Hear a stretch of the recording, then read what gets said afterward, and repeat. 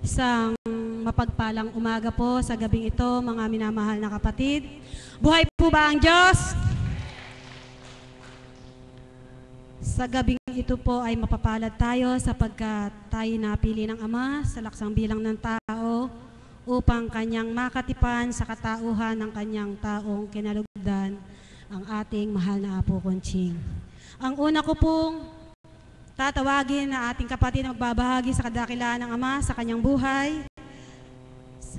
Tinatawagan ko po si Sara Cabiedes. Palakpakan po natin ang buhay na Diyos.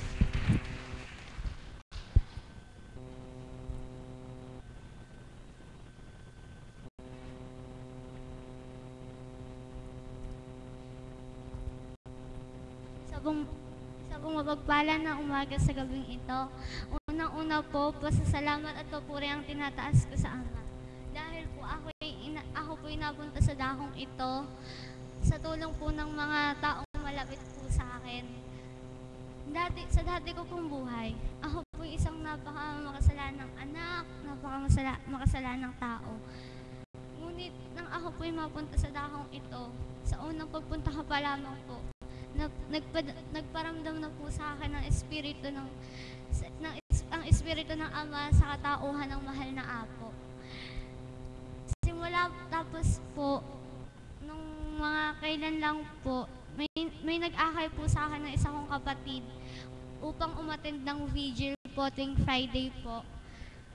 Simula po nung mga panahon na yung nag-vigil na po ako, napakamadaming bagay na po ang nagbago sa akin.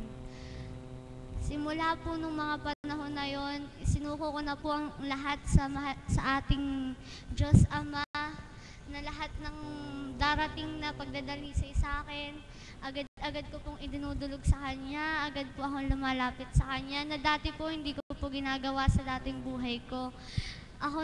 Lagi po akong nalulumbay, umiiyak dati, ngunit ngayon kahit may dumating po na mga problema, pagdadalisay sa akin, agad po akong dumudulog sa Kanya, pinapabatid po niya sa akin na hindi po ako dapat malumbay kailanman dahil siya'y palagi lamang po nandyan sa ating tabi. Yun lamang po, salamat. Maraming salamat po, mahal na kapatid. Katotohanan po na hindi mo madarama ang presensya ng Banal na Espiritu Santo kung hindi mo tatanggapin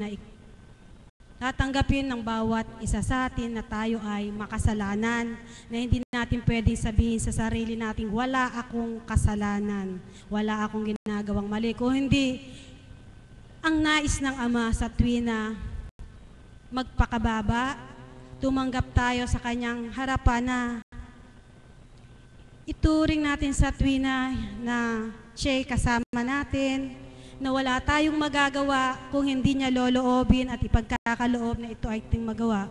Mapalad ka sapagkat sa mura mong edad, maaga mong nasumpungan ang buhay kabanalan at makilala ang buhay na Diyos. Muli po, palakpakan natin ang buhay na Diyos. Kumusta po ba ang mga anak ng Diyos?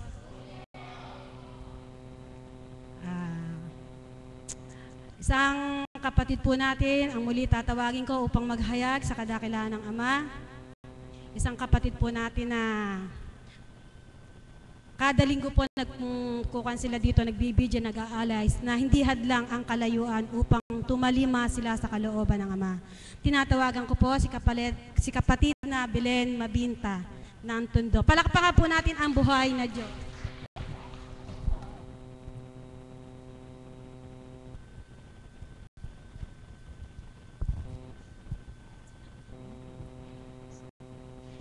Isang mapagpalang umaga po sa inyong lahat.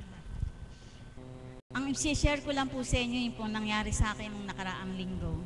Nung kami po yung natapos mag-vigil po dito, kinabukasan po ng umaga, ako po ay nagising at minom po ako ng isang basong tubig. Pagkatapos po nun ay ako'y naligo, tapos ako ay naglaba.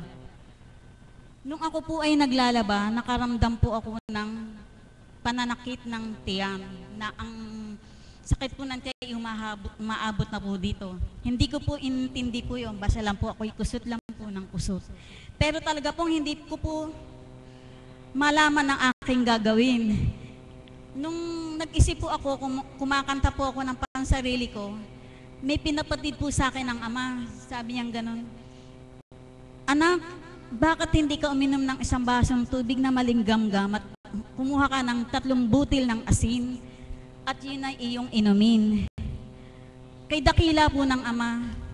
Kasi po, nung ako po'y uminom po noon, ay naibsan po ng sandali ang aking pananakit ng tiyan na para po bang pinipilipit po yung pong nagbabanlaw, pinipilipit.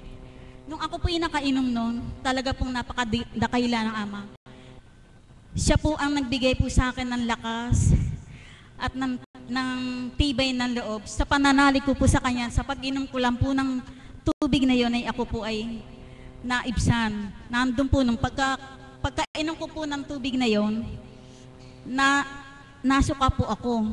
Pagsuka ko po noon, ala naman po ako maisuka kundi puro po laway na ano lang po. Nung pagsuka ko po noon, naibsan po lahat, nawala po lahat ng pananakit ng tiyan ko. Diretso na rin po ako ng paglalaba. Hindi ho ba napakadakila ng Panginoon Diyos? Hindi na po ako umiinom talaga ngayon ng gamot sa pamamagitan na lang po niya sa pananalig ko sa Kanya. At nang ako po ay mabuksan po dito, nung mula pong nakilala ko po si Apo Conching, ang banal na espiritu na kinalukdan. Sa Kanya na lang po ako talaga nanalig. Hanggang ngayon po, talagang sa Kanya na lang po. Pagka po kami nagpupunta na rito, alam po namin napakalayo po nito, pamasahe lang po minsan 10 po namin. Pero pagka dumulog ka po sa Kanya, may dadating at may dating po sa iyo ng biyaya. Yun lamang po, maraming salamat. Maraming salamat po, mahal na kapatid.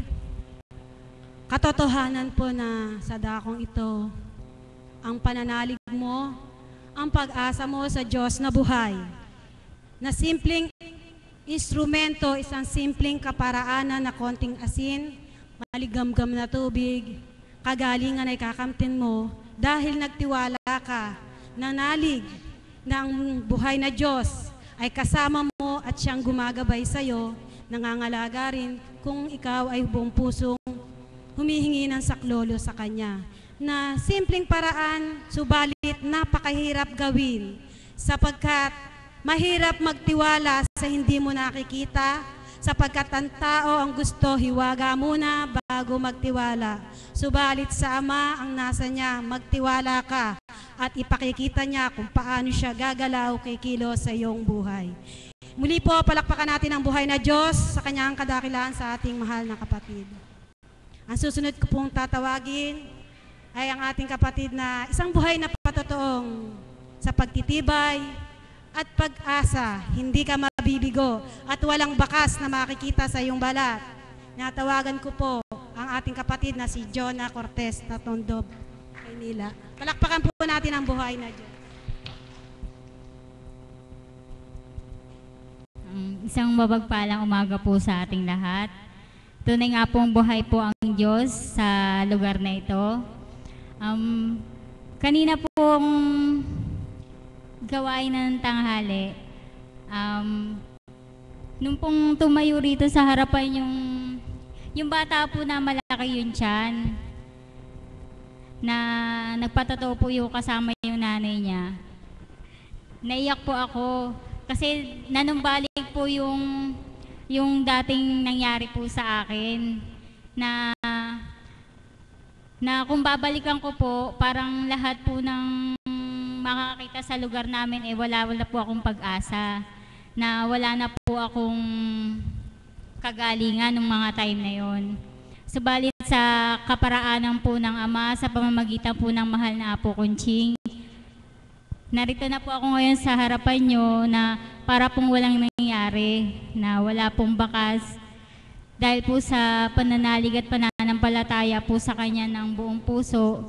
Tunay nga po na kapag ka po pala na may isinuko ka sa Kanya, ibibigay niya yung kagalingan na marapat na sa'yo. Kaya po lubos din po ako nagpapasalamat na isa po yung kawan namin na magkaroon ng vigil po na tinatawag. So sa vigil po, isa mga ilang years din po kami nakimisteryo sa Hapis. So purihin po ang Ama dahil ngayon po luwalhati na po yung mga misteryong pagsasaluhan namin kasama ng aming Mana Shepherd. Yun lang po. Salamat. May nabakas po ba kayo sa kanyang pinagdaanan? Kasi nung araw po, yung mga matagal na po dito, nasilayan niyo po para siyang lechon. Kumakatas po siya. Ang mata niya halos sarado mula rito. Ayan. Kumakatas po yan. Na kung lumakad po siya pa ganyan-ganyan. Subalit ngayon, buhay ang Diyos, napakadakila niya. Sapagkat sinidlad niya ng tapang at tibay ang kapatid upang lumaban hanggang sa ang ganap na kalayaan ay kanyang nakamit na may galak at higit sa lahat, higit panlakas ng pananampalataya sa hindi niya nakikita. Muli po, palakpakan natin ang ating buhay na Diyos sa kanyang kadakilaan sa ating mahal na kapatid. May napupulot po ba kayo? Nawa po pag nilayan nyo ang bawat bahagi ng ating mga kapatid sapagkat hindi po kathang-isip ang lahat ng iniluluwal sa dakong ito. Kaya muli po, tatawag ako ng higit pang magbibigay ng inspirasyon sa bawat isa sa atin. Tinatawagan ko po ang isa sa aking nanay, na kung tawagin ko, Nanay Ganda, si kapatid na Mirna Andrada. Palakpakan po natin ang buhay na Diyos.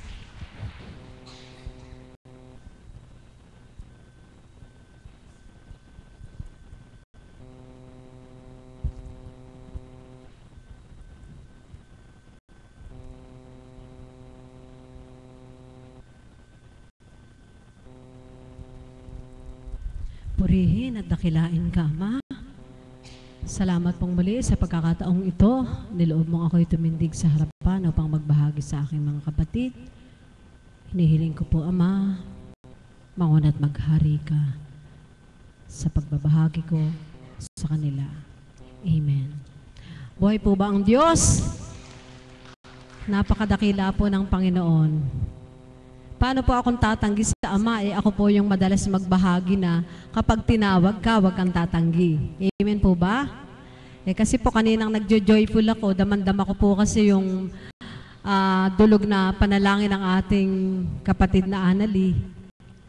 Parang damandama ko po yung presensya talaga ng Panginoon, naririnig niya tayo habang nagdudulog siya. Bago po ako magpuri, parang nagbabahagi na ako. Parang sa sarili ko, parang pagalak na, sa Panginoon, wala namang joke-joke. Wala, lahat totoo. Siyempre, wag kang magpaparinig sa Ama na gusto mong magbahagi. Kaya, dakila po ang Diyos. Pero sabi ko sa sarili ko, napakarami ko ibabahagi, pero parang hindi ako nakahanda. Subalit, sa Ama, walang sandaling hindi kahanda. Parang buhay kasi yan Ang buhay, kahit anong oras, pwedeng bawiin. Amen po ba? Alin po kaya ang masarap, yung biglang bawiin o bigla kang tinawag at magbahagi sa mga kapatid? Di po ba ang magbahagi? Ako po, sa mga hiwagang dulot ng Ama sa pagparito ko sa dakong ito, hindi lingid sa karamihan, madalas kong ibahagi na sa unang buhay, ako'y naakay sa dakong ito ng dahil sa karamdaman. Karamdaman ng katawang lupa. Kasi nung mga panahon na yon, hindi ko, bagamat alam kong may Diyos, narinig ko ang Diyos ay buhay, subalit di ko ganap nararamdaman, at di ko alam na ang kaluluwa ay may karamdaman. Basta ang alam ko po, pag nagagalit ako, galit ako sa'yo. Kung 1 linggo akong nagagalit sa'yo, maging sa kabiyak ng puso ko, 1 linggo. Sa liit ng bahay namin, hindi kami magkauntugan pag kami naglalakad. Subalit, nang magpakilala sa akin ng Diyos at nagsumakit akong makilala siya, nakakatakot palampasin ang maghapon kapag ikaw ay galit. Amen po ba? Nakakatakot palampasin ang oras na ikaw ay may pagdaramdam, na ikaw ay nayayamot, na ikaw ay nalulumbay. Yun po yung damdamin na ibinigay sa akin ng Diyos at kasalukuyan ko nararamdaman sa puso ko ngayon. At yun nga po, sa unang buhay, wala akong minimithi sa pagparito ko dito sa dakong ito, kundi ang gumaling ang karamdaman kong bukol-bukol sa katawan. Hindi ko po naisip na kundi ako pagkalooban ng kagalingan at marami ang kaluluwa ko, maaaring sa impyerno ako mapatungo. Subalit ngayon, sa damdamin ko, nagpupurit, nagpaparangal ako sa Panginoong Diyos sa pamamagitan ng kanyang kinalugdan ng ating minamahal na Apo Kunching na siyang naging instrumento niya upang gumaling ang aking karamdaman sa pamamagitan ng kanyang banal na Espiritu. At doon sa paggaling ng karamdaman ko ngayon, laging nasa puso ko ang tumalima sa kanyang pagtawag sa akin. Kapag ako'y tinawag ng Ama at ayaw kong tumalima, yung puso ko ayaw tumalima. Pumapasok agad sa damdamin ko yung, paano kung nung mga panahon na yun, di kita pinagaling? Paano anak kung nung mga panahon na yun, binawi ko na yung pinahiram kong buhay? Binuhay kita sapagkat nais ko, pag gusto kitang gamitin, tumindig ka sa harapan. Amen po ba? Palakpakan nga po natin ng Panginoong Diyos na buhay. Ano pong ibig kong ituran? Ano pong ibig kong ipahayag sa inyo doon sa katagang yun? Ibig pong sabihin, huwag kong sayangin yung buhay na pinahiram. Gaya po nung pagbabahagi ko, kung papaano kahit sa dating buhay napakasutil at di kilala ang Diyos. Ngayon po sa pagkakataong ito, ipinabatid po niya sa akin kung papaano ko bigyan ng pahalaga yung kanyang pagiging buhay na Diyos sa aking katauhan. Sa kaparaan ng huwag kong pagsawaan at huwag kong ikahiyang ibahagi sa inyo kung papaano ko nakamta ng kagalingan. Higit sa lahat ang aking kaluluwa. Nasa kabila ng kapagalan, kung minsan bilang tao, kapag wala kang espiritu, nararamdaman mo yung pagal. Ibig ko pong sabihin na walang espiritu, pag po yung damdamin ko'y taong-tao po ba? Yung minsan parang natatalo ka ng damdamin mo at naaagaw ka ng kalaban. Di po ba? May nangyayari din po ba sa inyo? Samantala ngayon, yung damdamin mo kahit marami kang gampanin, gusto mong pumunta rito. Nagdudumali ka makaparito. Yung po bang mga sa dating buhay, hindi ko pinanghihinayangan yung mga salita ng Diyos. Kung minsan nga po, pag yun ang palabas sa TV sa dating buhay, bagot na bagot po ako. Nililipat ko agad, wala akong maintindihan. Gusto ko mga teleserye, mga telenovela. Pero po ngayon, sa umaga, habang nagkakape, bago maglaba, o kung ano man po yung gampanan, yun po yung damdamin ko. Parang masaya akong salip na manood ng ibang kaukulan yung tungkol pa rin po sa Ama. At doon po sa pagkakakilala ko sa Kanya, doon po pumasok at pumaloob yung mga hiwaga. Maliban po doon sa kagalingan ng karamdaman sa katawan, sa kaluluwa, yun po bang mga hiwaga na dito ko po ipapasok yung kaganapan sa akin nung linggo po tayo, no, Sabado. Noon pong ako ay umuwi sa Laguna, doon po sa tahanan ng mga alaga ko. Kinuha po namin ang gamit, may dala po kaming sasakyan na hindi naman po kalumaan at hindi rin naman po kabaguhan. Ang daan po kasi patungo sa San Pedro, Laguna, doon sa kung saan po nakatira yung mga pamangkin kong inaalagaan. Pababa akyat po, para pong hindi naman Baguio, pero pababa akyat. Kanina pa pong umaga, parang kung kalooban mo, Ama, tawagin mo ako para maiba naman yung aking ibabahagi sa mga hiwagang ipinagaganap mo sa buhay ko. Di sa madaling salita po, malapit na po kami dun sa bahay ng aking mga pamangkin. At doon na po nag-umpisa yung rocky road na daan. Yung po bang pababang pababa po, pagkatapos po biglang liliko ng kaliwat kanan, matatarik po. Ngayon, hindi ko po alam pa yung pagpunta ron. Maging yung kapatid kong kasama, 10 ng mga batang kasama ko na mga pamangkin, wala pong nakakaalam, kundi yung 2 anak, yung 2 alaga ko. Yung pong alaga kong nakakaalam, nakaupo po sa unahan ng sasakyan. Nung kami po ay paakyat na doon sa matarik na daan, sabi ko, anak, ipaliwanag mo dyan kay tito mong nagmamaneho yung daan. Bago dumating sa pagliko, sabihin mo na. Eh, siyempre po, bata. At pagtapat po namin doon sa paahon, sabi po niya, tito kanan. Eh kung kailan po kami yung paakyat na, bigla pong binawi yung salitang kanan, kaliwa daw po. Eh di nakaakyat na po yung dalawang gulong, nakatarik naman po yung dalawang gulong na parang pahulog. Bigla pong ikinambyo ng driver at ililiko naman ngayon sa kaliwa. Eh nag-alanganin po kami. Eh walo po kaming sakay, 4 na bata at saka kami.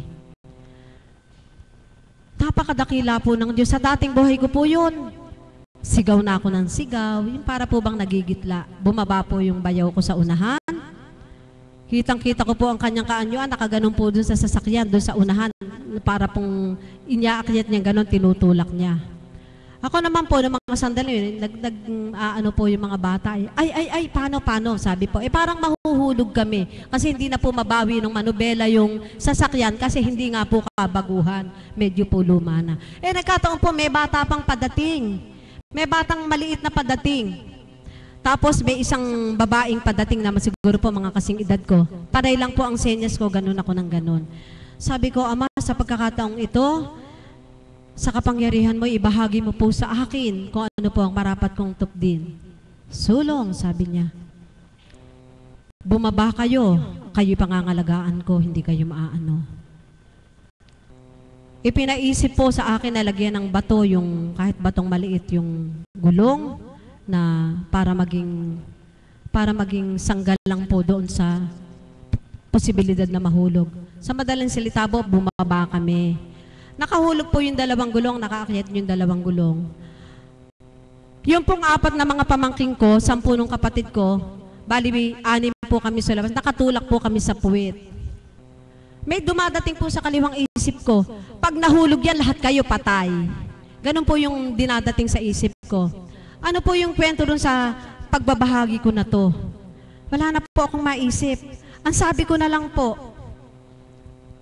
Ama, kung papaano sa tuwina, hinihiling namin sa iyo pag nagkakaroon ng kagulumihanan ng aming isip, ikaw ang kumilo sa aming katauhan, ikaw ang magmaniobra sa aming isip, sa aming puso, ikaw ang manguna, ikaw ang maghari. Habang nakatulak po kaming ganun, 10 ng mga batang mga pamangkin ko, sabi ko po, Ama, sa pagkakataong ito, sidlan mo ako ng pagtitibay. Hinihiling ko sa pagkakataong ito, divine mercy, mabathalang awa. Ikaw po ang humawak ng manobela ng aming nagmamaneho. Ikaw po ang magmaniobra. Sa dakilang pangalan mo, Divine Mercy, iaahon mo po kami. Purihin po ang Panginoon. Pagkasambit ko po ng pangalang Divine Mercy, naiahon po yung sasakyan. Palakpakan nga po natin ang Panginoong Diyos na buhay. Ngayon, hanggang doon na lang po, ano po yung aral? Ano po yung nakapaloob doon sa hiwagang nakakamtan ko ngayon sa kabutihan ng Diyos? Yung pong pananalig. Narinig ko po doon sa batang nagbahagi, ito po yata, anak, napakapalad mo sa murang gulang mo, narinig ko yung sa pananalig. O kung di man ikaw, basta't yun po yung narinig ko. Kaya parang ibinalik sa akin, anak, ibahagi mo. Sa pagkakataong ito, hindi puro naman yung karamdaman na pinagaling ko sa iyo, kundi yung mga hiwagang, kapag ikaw ay naging matapat sa Diyos, katotohanan po, kahit saan ka tumungo, andun yung pangangalaga niya sa iyo. Andun yung pangangalaga niya sa mga mahal mo sa buhay. Talaga pong pagkasambit ko nung Divine Mercy, mabathalang awa, kayo po ang magmaniobra ng sasakyan sapagkat ang sasakyan may kahinaan. Oras pong sambitin ko yon, nakaahon na po kami at natalastas na po namin, natunto na po namin yung daan kung saan po kami patungo. Kaya po mga minamahal ko mga kapatid, yun po yung natatandaan ko po yung pinahayag ni Mother nung isang araw. Hindi napapansin ng bawat isa yung maliliit na hiwaga. Subalit doon sa maliit na hiwaga na yun, kapag naalala mo ang Diyos, ililigtas ka niya sa kapahamakan. Palakpakan nga po natin ang Panginoong Diyos na buhay. Paano po kung di pa bukas ang puso natin ng damdamin natin? Huy, ano ba naman yun? Talagang makakaahon, di po ba? Subalit nang makilala natin ang Diyos na siyang tagapagligtas sa bawat himay-may na hiwaga na magaganap sa buhay mo, siya ang maaalala mo. Amen po ba? Kaya po yun ang sinasabi kong galak sa puso ko, galak ng pagtupad, galak ng pag-ibig ng Diyos na nararamdaman mo. Saan ka man tumungo, basta siya yung nasa puso mo, di kanya pababayaan at ikaw ay kanyang gagabayan at papatnubayan. Muli po mga minamahal kong mga kapatid, maraming salamat po at magandang umaga pong muli sa gabing ito. Salamat po. Maraming salamat po, mahal na kapatid. Napagnilayan niyo po ba yung kanyang ibinahagi? Natuon po ang aking isip, ang aking pagninilay dun sa kanyang kwento na inihambing po ito sa aking kaisipan ng Panginoon na andaan ang buhay, ang paglalakbay natin sa oras ng kagipitan kung hindi natin malaman kung saan tayo susuling, kung kaliwa o kanan. Huwag mong tanggapin ang anumang kaguluhan o takot ay ipara mong ganap sa iyong puso.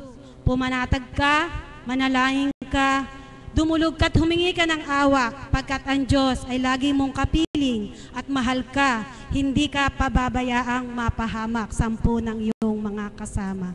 Muli po, palakpakan natin ang buhay na Diyos at ang huli pong magbabahagi ay aking tinatawagan, ang aming Mother of the House, si Mami Marisa. Palakpakan po natin ang buhay na Diyos. Salamat po, Ama. Buhay po ba ang Diyos? Alam niyo po, nakakasabik magbahagi kahit sa araw-araw ay nagkakaroon ng pagkakataon, subalit sa bawat oras, hindi po natatapos ang paglilingkod ng Diyos sa ating mga buhay. Amen po ba yun? Kakanina po, hindi ako nagkaroon ng pagkakataon, subalit ayoko pong umuwi na hindi ko ito na isisiwalat sa inyo ang kabutihan at kagandahang loob ng Diyos na maaaring maganap din po sa inyo, subalit maaari ding hindi maganap sa inyo. Sa larangan po ng paglilingkod bilang isang alagad at sa pamamagitan po ng ating mahal na Apo Kunching, ay tuwirang nabuksan ang aming diwa, nakilalang lubos ang kabutihan ng ating Panginoon. Doon din ko po naramdaman kung paano pong kumilos ang kalaban sa bawat araw. Amen po ba yun? Kung inyo pong papansinin, sabi nga ng ating Panginoon sa tuwina, sa pamamagitan ng mahal na Apo Kunching, kapag kinilala po natin ang lahat ng aral ng ating Panginoon at sinasabuhay natin, tayo mismo ay makadadama ng galak sa puso natin. At kung tatantuin nyo rin po, sa kabila po ng pagtupad at pagsunod, si Satanas tumutupad din. Buhay po ba ang Diyos? Amen po ba yun? Tama po ba yun? Totoo po yun? Sapagkat bilang isang lingkod, sa akin po nagaganap po yan. At ito po ang maibibigay ko lang po sa inyong kaukulan na maaari din po maganap sa inyo. Sa katapatan po ng isang lingkod, sa paningin ng Ama, hindi man sa paningin ng tao, naroon po yung kaukulan na maraming kaparaanan din si Satanas para gamitin ang kapwa mo. Amen po ba yun? Hindi lang kapwa mo, kundi maging sa tahanan mo. Maaaring gumamit din po ang kalaban. Subalit anong nais ko pong ituran sa inyo? Hindi ka po pala magagapi ni Satanas kapag nakasentro ka sa Diyos. Buhay po ba ang Diyos? Amen po ba yun? Kapag sa isip at puso mo, focus mo ay ang Panginoon, yung benefits po na ibinibigay niya, makakamtan mo. Buhay po ba ang Diyos? Bakit po? Siyempre po, password. Jesus, Jesus, King of Mercy, I trust in you. Sa pangalan ni Apo Kunching, lumayo ka sa Kanya. Buhay po ba ang Diyos? Amen po ba yun? Totoo po yun. Sapagkat sa bawat oras, sa bawat araw, kapag dalagpasan mo po yung hamon ng kalaban, sadyang magagalak ka. Sapagkat doon pa lang, sa pinakasimpleng maaring magawa ng kalaban, magagawa ng ating Panginoon na siya ipagtabuyan. Buhay po ba ang Diyos? Kaya mga kapatid, sa bawat oras, sa bawat araw, minsan ay nakakagalak pong maganap yun. Sapagkat ikaw mismo natitest mo sa sarili mo kung ano nang tinanggap mo mula sa Diyos. Amen po ba yun? Subalit kung wala pong kaganapan, mismo sarili mo hindi mo matitest kung tapat ka na nga sa Diyos, isinuko mo na lahat sa Kanya, sapagkat sa bawat pagtupad at pagganap ng Diyos sa ating mga sarili, doon ko po napagnilay na mayroon po siyang eksperimento. Amen po ba yun? Na kung yung kapangyarihan, yung bahagi niya sa iyo ay effective sa iyo, gagamit po, pahihintulutan po niya na gumamit ng kaukulan para masubukan mo yung kaloob niya sa iyo. Amen po ba yun? Buhay po ba ang Diyos? Pansinin niyo po. Ito po nagaganap po sa bawat isa. Subalit minsan po, kaya nagkakaroon po ng fluctuate, yung bumabagsak po tayo at bumabalik sa zero dahil yung paggamit po ni Satanas sa kapwa natin at pinatulan po natin, parehas lang din po tayo nun. Buhay po ba ang Diyos? Amen po ba yun? Subalit kung ipananaig po ng bawat isa na sentro lang si Kristo sa puso't isip mo, ikaw ba, kapag ang kaharap mo, alam mong nilulukuban ng kalaban, ako hindi ko siya tatantanan sapagkat hindi ko ipagagapi si Kristo. Ayoko pong magapi yung katawang lupa ng kapwa ko dahil kay kalaban. Dahil nararamdaman ko po, kasama ko si Apo Munching, kasama ko ang Panginoon, kasama ko ang Ama, hindi ko siya tatantanan kapag alam kong si demonyo na sa katawan niya. Buhay po ba ang Diyos? Amen po ba yun? Kaya salamat sa Ama, sapagkat hindi ko po alam bakit ito po ang pinabahagi. Sapagkat kapag naganap po sa atin yung ganon at pumatol po tayo, nako, sigurado, ang hirap pong makaahon, ang hirap pong bumawi, sapagkat alam mo, sa oras na yun may nakamasid sa'yo. Amen po ba yun? Buhay po ba ang Diyos? Kaya mga kapatid, ito lang iiwanan ko po sa inyo. Bilang isang lingkod, masarap pong maglingkod. Amen po ba yun? Bilang isang lingkod, mithiin niyo pong maglingkod. Hindi man kagaya ng mga alagad, hindi man kagaya ng CAPS, sa iba't ibang kaparaanan, maaari kang maglingkod. Na sabi ko nga kay Mami Beth kanina, nung tanghali, ngayon ko nakikita kung ano po yung kaukulang handog ng Diyos sa bawat isa, na hindi man sa panahon ng paghayo, magkakaroon ka ng pagkakataon para mag-akay ka, sa kapaligiran mo pala, sa isang lugar, sa kapaligiran mo, maaari mong magamit yung kaloob sa iyo ng Diyos, na sa pamamagitan ng mahal na Apo Kunching, na tuwirang ginamit ng Diyos para turuan tayo sa mabuting daan at sa mabuting layunin ng ating Panginoon. Sino man ang kaharap natin, saan man tayo humarap, kapag mabuti ang taglay mo, wala ka palang katatakutan. Buhay po ba ang Diyos? Amen po ba yun? Bakit po? Sapagkat minsan po, dumating po sa kaukulan na may nasilayan po ako, nag-aaway po na mag-ama. Lasing po yung ama, lasing din yung anak. Subalit nung oras po na yon, dumaan po kami ni kapatid na Marie at kinikilabutan po kami nang nakikita po namin yun na halos minumura po niya yung tatay niya sa kabila na lasenggo ito at yung anak ay lasing din. Wala kaming magawa nung oras na yon. Subalit bilang batid po ang kabutihan ng ating Panginoon sa pamamagitan ng ating mahal na Apo Kunching na nilagak sa bawat isa sa atin, sabi ko po, Ama, kapag nagkaroon ako ng pagkakataon na hindi ako matakot kasi parang gusto nila magsuntukan. Eh pagdaan ko po, sabi ko po dun sa ama, nakikita ko pong hapong-hapo po siya. Baka po ma-high blood. Sabi ko, wag mo nang patulan. Magpababa ka muna ng lasing mo at mag-usap na lang kayo bukas na mag-ama. Subalit pagkabukas po, hindi po nagkaroon ng pagkakataon. Subalit salamat sa ama sapagkat narinig po niya yung mithi namin nila kapatid na Marina. Yung nakita namin na yon ay hindi na namin muling makita. Nang nagkaroon ng pagkakataon na masolo ko po yung bata, yung anak. Sabi ko, anak, nasilayan ko kung paano mong minura ang tatay mo. Sabi ko, ayokong makialam, subalit udyok sa puso ko na pagsabihan kita. Nung oras na yon, pareho kayong lasing. Subalit, lagi mong tatandaan, darating din ang takda na ikaw ay magiging ama. At kung anong ipinunla mo sa ama mo, gagawin din ng anak mo sa'yo kapag hindi ka humingi ng tawad sa kanya. Buhay po ba ang Diyos? Alam niyo po, salamat sa ama. Sabi po nung nanay niya, marami pong salamat. Simula nung kinausap niyo po yung bata, ngayon okay na po silang mag-ama. Buhay po ba ang Diyos?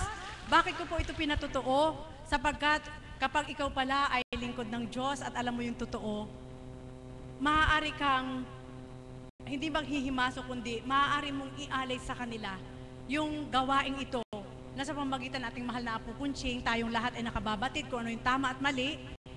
Kapag nagkaroon ng tiyempo, huwag po kayong mahihiya na ilayon po sa kapwa nyo kung anong bahagi ng Diyos sa dakong ito. Buhay po ba ang Diyos?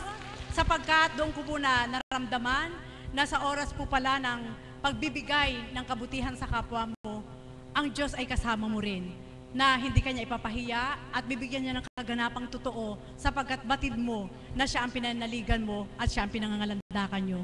Mga kapatid, ito lang po ang higit na iiwanan ko po sa inyo. Ang dakong ito ay tunay na pinaghaharian ng ating Panginoon sa pamamagitan ng ating mahal na Apo Kunching. At ang bawat kaganapan, kung magtatanto po kayo, sa tuwina po ay pinauuna na sa atin ng Banal na Espiritu sa pamamagitan ng ating mahal na Apo Kunching. Hindi man tuwiran na ito ang sinasambit sa bawat isa na ito yung magaganap sa iyo. Subalit ang bawat aral ay may pagbabadya na sa bawat araw, na kahit ikaw na nakaririnig ay maaaring maging handa sa bawat araw kung ano yung kakamtin mo na magaganap sa araw na yun. Buhay pa ba ang Diyos? Kaya kung magninilay lang ang bawat isa sa bawat aral ng Banal na Espiritu sa katawan nating mahal na Apo Kunching, wala kang takot, walang sindak, bagkos lagi kang handa sapagkat may nagbadya na sa'yo, may nagpauna na sa'yo, na sa pamamagitan ng Banal na Espiritu, sa kabutihang loob ng ating Panginoon, sa pagtupad ng ating mahal na Apo Kunching, isang kaparaanan ng Diyos na mararamdaman natin na mahal tayo ng Diyos. Amen po ba yun? Kaya mga kapatid, nawa po sa bawat oras, sa bawat araw, huwag po natin pagsawaan na pakinggan ang handog ng Diyos sa dakong ito. Nasabi ko nga po sa inyo, sa 4 na sulok ng daigdig, oo nga, maraming pinagkalooban. Subalit sa dakong ito, hindi lang pagkakaloob sa isang tao, kundi tuwirang ang Diyos ang gumaganap sa kanyang katauhan upang tayong lahat ay mabuhap, upang maibigay sa atin ang tama at tumpak, at upang sa pamamagitan ng pagtupad ng kanyang kinalugdan ay masilayan natin ang tamang gawa na dapat nating pamarisan sa bawat araw. Amen po ba yun? Buhay po ba ang Diyos?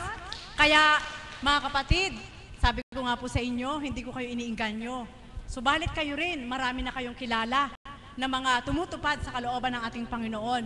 Subalit ang dakong ito, sapagkat ang tumutupad ay ating Ama at ang Anak sa pamamagitan ng Espiritu, sisiguraduhin ko po sa inyo, hindi kayo talo. Muli, magandang umaga at maraming salamat. Maraming salamat po, Mami. Alam niyo po kang inang tinititigan ko o sinisilayan ko ang aming Mother of the House. Ang ibinigay po sa akin to ng Ama ay ang kulay ng kanya ng mga labi. Kulay rosas. Katotohanan po, Ama, sa dakong ito, ang ating buhay na Diyos, nag-aalay, nagpapadama ng pag-ibig, nang hindi sinusuri kung ano ang ating mga nagawang kasalanan. Kung hindi sa kabila ng ating kasutilan sa Kanya, katigasan ng puso at kataasan, naririyan siya sa tuwina nagmamahal. At sa tuwina po, ang aming Mother of the House, walang takot, walang sinasayang na pagkakataon sa tuwina, sino man ay pilit niyang ipinadarama ang pag-ibig na ipinunla ng Ama sa kanyang puso, saan man dako siya naroroon nang walang sinisino. Muli po, maraming salamat sa lahat ng